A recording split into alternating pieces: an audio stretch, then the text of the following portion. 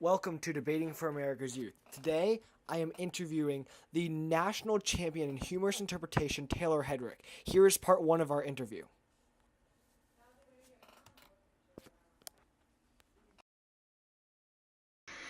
It's actually a funny story. I was in a school talent show my 8th grade year, and my English teacher was a speech coach for the high school, and she recruited me after seeing me sing with my mouth closed.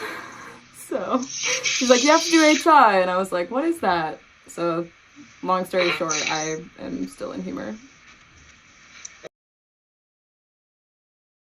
I went straight to HI, and in my district, you only do one category. You don't triple, double enter, or whatever. It's just one category. So,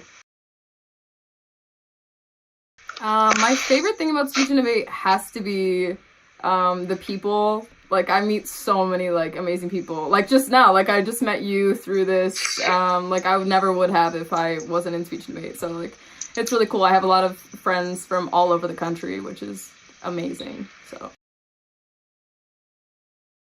I think, and some people are like, no way, like there's no way that's why, but I think it's because I use clean comedy, so it's very universal. Like there's no debating whether or not it's edgy. It's, you know, it's like family friendly comedy, so everyone is sort of impacted in a positive way by like what I do and how I perform.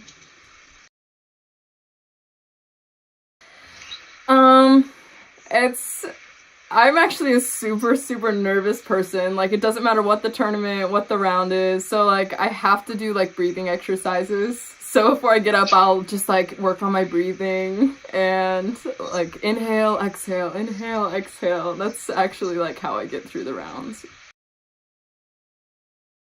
I think this year, ever since last year when I won nationals, like, that changes your perspective a little bit, because then the, like, preliminary rounds at regular tournaments just don't seem the same. They're just not at the same magnitude. So, yeah, I guess my perspective has changed. I'm not as nervous this year to perform, but, like, being a performer, you never know really what's going to happen. Whether you're in debate or speech, like, you don't know, like, what's gonna come out of your mouth, per se. So, you get nervous. There is, like, nothing to compare it to, because when I got on that stage, first of all, I never expected to be there. Never, ever in a million years did I expect to be a finalist, much less a national champion. But when I got on stage, I saw everyone. There were like 2,000 to 3,000 people, and I looked out and I was like, oh no. And like, that was my thought. And then I started my piece Turned Around last year. I don't know if you ever saw it or anything, but I started Turned Around, and right as I turned around, I took a deep breath, and then I popped into my first character, and then I turned back around, and I was fine. But because it was also kind of blinding, because the lights were in my eyes, so I couldn't really see the audience that much. But it's absolutely, like, the adrenaline is unreal. Like, you feel just so overwhelmed with excitement and, like, nervousness at the same time. It's really awesome. I, especially, like, in humor, it's easier to get up and perform because you're playing someone else. You're not, like, yourself.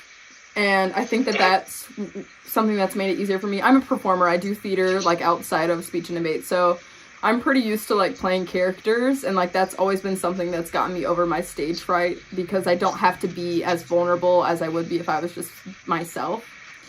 So even if you are in a category where you don't have to play a character, or like if you're in debate, you can just put your headspace, like, find a new headspace where, like, you're not necessarily you, you're like the competitor, like you're a different character per se, which helps me to do better.